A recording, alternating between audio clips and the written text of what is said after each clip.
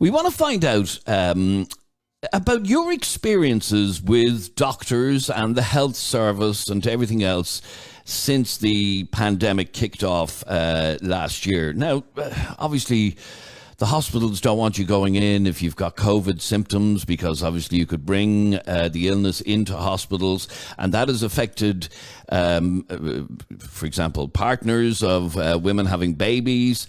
It also has affected parents, and in fact, you did a story a couple of months back of your experience at hospital. Yeah, I've had. But by the way, I want to preface this by saying the hospitals have done an amazing job during the pandemic. It's difficult times.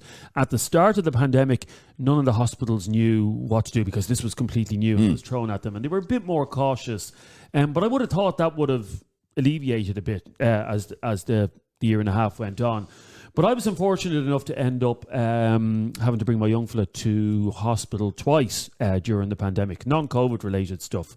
Once to Crumlin Hospital, who do absolutely brilliant work, and the other time to Tala, who have a great children's hospital as well. And on both occasions, I found it very distressing because they would only let one parent in with the child. And I'll never forget the first night. I was on the phone to you, actually, the first night. It was during the winter. I think it was November of last year. And he got fairly ill, and we had to bring him into Our Ladies. And the two of us, I was carrying him, and my wife was carrying his stuff. And we arrived at the A&E department of Crumlin Hospital. And the first thing that they said was, by the way, only one of you can go in with him past the main doors. And he got very distressed. He was like, Daddy, Daddy. And I'll never forget the scene. And I'm actually getting quite upset talking about it. I remember talking to you on the phone at the time. And it was like something out of a movie. I'm standing at the door and he's going inside with his mother. And I had to carry him over. And he's putting out his hand to me. And he's going, Dad, don't leave me. Please come in with me. Please come in with me. And I mean, the staff, it was just a blanket. No, you can't go in. And I ended up having to sit in the car. He was there for, I think, 6 hours. I think it was from about 7 o'clock till about 1 in the morning. And I remember you rang me about something and you said, where are you? And I'm like, I'm in the car, freezing cold. So I was stuck waiting in the car park for that time while my wife is in the waiting room with him. And he's sending me voice notes. My son Luke is sending me voice notes. Daddy, please come in. I'm scared. And I just felt completely helpless sitting in the car. And I didn't want to leave the car park either, because in case, if my wife needed to go to the toilet, what happens? Who minds Luke when she goes to the toilet? And fell asleep in the car, woke up absolutely freezing cold because I hadn't got the engine on, and it was just a nightmare. And then the same thing happened 4 months later when we have to go to Tala Hospital with him, unfortunately. And again, the security guard was really, really nice in Tala Hospital at the door. He said, listen, I hate to tell you this. I'm a father myself. I have kids. I know how difficult this is, but I'm sorry, you have to wait outside in the car park. And your wife have to go in. And again, Luke got really, really upset about it. And it's one of those things, we know these rules are in place to protect the hospitals, to... what difference would it have made? Take, for instance, the Crumlin Children's Hospital story. What difference would it... I was masked up. What difference would it have made if two parents had gone in with him? Okay, well, we want to hear from you about your experiences with hospitals, with doctors over the last year and a half. I'm going to be talking to a woman in a moment whose experience in Temple Street the other day was horrendous, and she is going to tell us her story about what happened with her 3.5-year-old in Temple Street the other day. But we'd love to hear from you about your experiences. All you have to do is send us a WhatsApp voice note to 085 825 2626. That's 085 825 2626. If you're listening to us on the new Opinions Matter app, You just have to press WhatsApp within the app and you can send a message directly to us. So 085 825 2626 is our number. And we'd like to find out what your experiences have been like with hospitals, good or bad, by the way. Some people have had great experiences. Yeah, it just, and as I said, the treatment that my son got on both occasions was absolutely brilliant. You know, they couldn't be better, but it was just so difficult.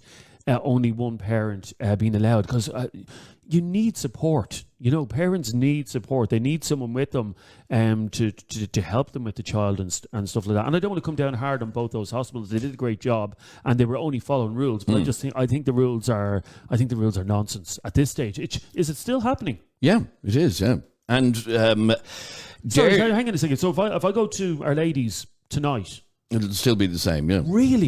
Yeah. So hang on a minute. I don't think you're right. Maybe someone, if you have been to one of the children's hospitals recently, maybe you can let us know is it still the same. I find it hard to believe then that myself and my wife could bring Luke to Aldi this evening and do a bit of shopping, which we probably will do. But if he gets sick and I have to bring him to Our Lady's, only one of us can go in with him. And God forbid he should have anything that could be classed as symptoms of COVID-19, because then he will be treated very, very, very differently, because that's the story that one of our listeners has been in contact with us. Her name is Anna Maria. And she contacted us through our Facebook page over the weekend to tell her story of how she was treated and her 3.5-year-old was treated. So, Anna Maria, take me to the start of the story and tell me what happened the other night. She wasn't feeling well. She started from Saturday morning, like 4 o'clock. Yeah, Saturday morning at 4 o'clock. So it was weekend already, 4 o'clock a.m. Yeah, just to let you know. And my GP is not working in the weekends anymore since the COVID started. I tried to keep her temperature down. She didn't have nothing else, just fever. I tried to keep it down, like I gave her every 4 hours Calpol and Nurofen, you know. And when I saw it was... I gave her the Nurofen Saturday night at 15 minutes past midnight, and her temperature was 39.8. All right, so she had a very high temperature. So you decided you should take her to hospital. I tried to go to the hospital, where to go, you know. And you took her then to Temple Street, is that right? Temple Street Hospital, yeah. Okay. And tell me what happened when you got there. We wait like 20 minutes to be registered because they had an emergency, I understand, no problem. And after we go for triage, and the nurse which took us in, she was like very rude, very unfriendly. You know, we are talking about a child, not an adult, to say that, yeah, you are talking with an adult, it's okay. She asked like, okay, sit down, I want to check your weight, and after going your mom lap, I will take your temperature and don't move from there. She's 3.5 years old, you know. And what was the problem? Why was she so abrupt? I don't know. She asked me, why did I bring her to the hospital? Because she have COVID symptoms. I tried to explain her, listen, this child is not going out from the house because my mom is on high risk. The only place where she's playing is on the back garden and time to time in the park. I worked for more than 6 months with mask and visor because I'm working in Dune store. I changed my shift to try to protect my family, yeah? So don't work between people anymore. So don't ask, she said, you should take her for a test, not bring her to the hospital. Because I said, she only has fever, nothing else. Look at her. I said, yeah, but this is a COVID symptom. So basically, because your daughter had what the hospital saw as COVID symptoms, they didn't want to treat her. Probably because after the triage, they send us to waiting room 3, where it's like high risk, whatever, because she had fever. So I didn't mind. It was nobody there. Another woman came with the same problem. Her child was only with fever. And doctor call us. He took us inside, but we sit on the chair, not even a bed. He didn't touch her. And I said, at least check her urine, because the nurse gave us a urine sample, urine bottle, yeah, because she had HES 2 years ago, and my GP told me she'll do these urinary infections, yeah. And he said, no, she's fine. Her temperature was down to 37 when you reached the hospital. She looks good, so you can go home. So because you arrived with a child without a COVID test, with what the hospital saw as potential COVID symptoms, they didn't want to treat her. They didn't touch her.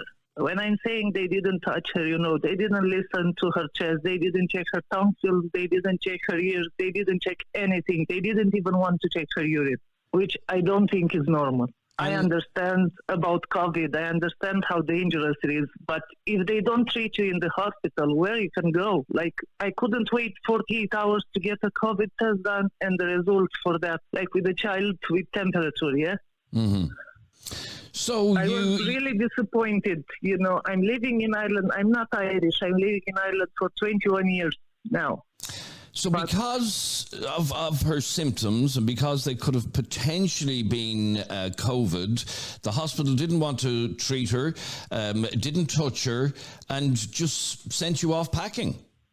Yeah, they said she looks good. Her temperature is down, so you can go home and do a test for her, because if complication will be in the future, at least you know why.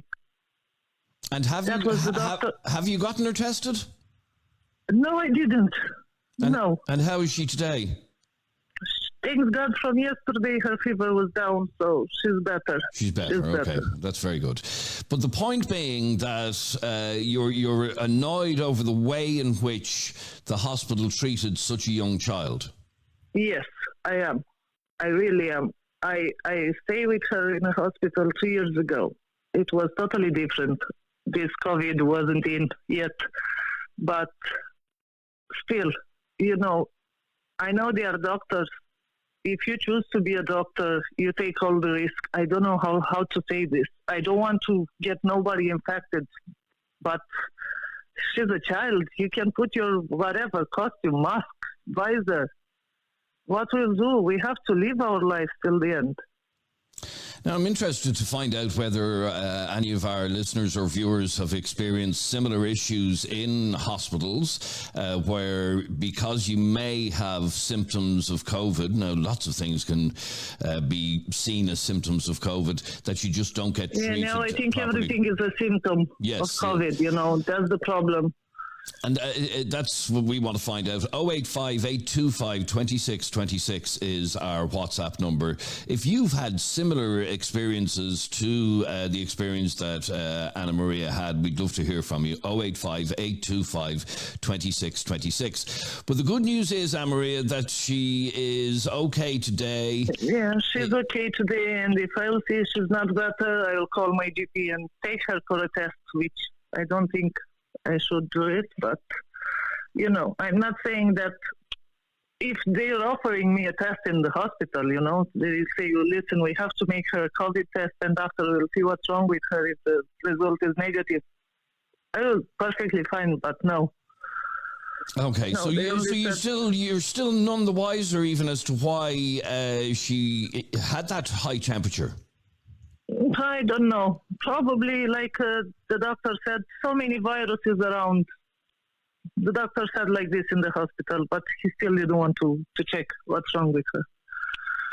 That's awful, it really is. Okay, but as I said, if anybody listening or watching us now has had a similar experience, we'd love to hear from you. 085 825 2626. But Anna Maria, it's good to know that she's doing okay now, that the temperature has gone down, and that she's still fit and healthy despite not getting great service in the hospital. Yeah, sorry. All right. About that, thank you very much for your call. I have to run because I'm already late.